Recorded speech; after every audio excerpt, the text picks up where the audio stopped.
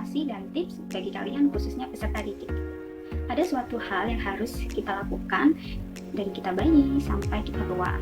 Apa itu? Iya, hal itu adalah belajar. Belajar tidak mengenal waktu, tidak mengenal tempat, tidak mengenal instansi, dan tidak mengenal umur. Jadi semua orang harus belajar karena dengan belajar kita dapat mengetahui dan menguasai semua hal. Belajar datang dari kesadaran kita dan keyakinan atas kemampuan kita.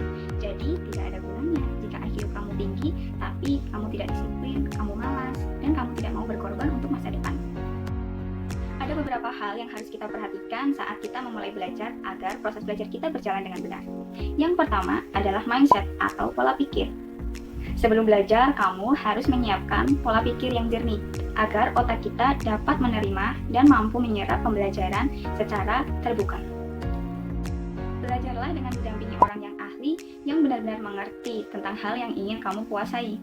Dengan demikian, proses belajarmu akan lebih efektif dan cepat dengan bantuan mereka. Yo, siapa yang belajar dengan sistem kebut semalam? Setelah ini, jangan lagi ya, karena otak kita juga perlu jeda waktu. Misalnya nih, hari ini aku belajar 10 jam, besok aku rehat dulu deh. Besoknya lagi belajar 5 jam, besoknya lagi, kan kemarin udah belajar. Nah, hal tersebut nggak boleh dilakukan ya. Karena belajar harus dijadikan sebagai habit atau suatu kebiasaan. Sehingga, jika ada hari di mana kamu tidak belajar, maka ada sesuatu yang kurang. Setiap orang punya cara tersendiri dalam menangkap dan mencerna informasi.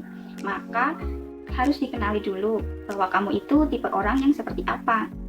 Ada 3 jenis tipe, yaitu visual, auditory, dan kinestetik. Tipe orang visual menangkap secara optimal informasi yang dilihat maupun dibaca. Tipe orang auditory ini biasanya lebih cepat menangkap apa yang ia dengar, sedangkan tipe orang kinestetik biasanya lebih suka dicontohkan terlebih dahulu atau membayangkan sesuatu. Belajar juga harus berada di suatu lingkungan yang benar. Ada orang yang hanya bisa belajar ketika lingkungan sekitarnya sepi atau hening. Tak jarang juga ada orang yang belajar sambil mendengarkan musik. Ada pula orang yang belajar secara individu dan tak jarang ada orang yang belajar secara berkelompok sebagai teman diskusi. Jadi itulah beberapa hal yang harus kamu perhatikan ketika kamu memulai belajar. Walaupun kamu suka belajar, tapi jangan asal-asalan, karena belajar memerlukan mindset yang terbuka, timing yang pas, cari guru yang ahli dan sumber yang benar, dan pastikan kamu berada di suatu lingkungan yang positif. Karena lingkungan kamu sekarang akan membawa kamu di masa depan. Karena masa depan adalah milik mereka yang menyiapkannya hari ini.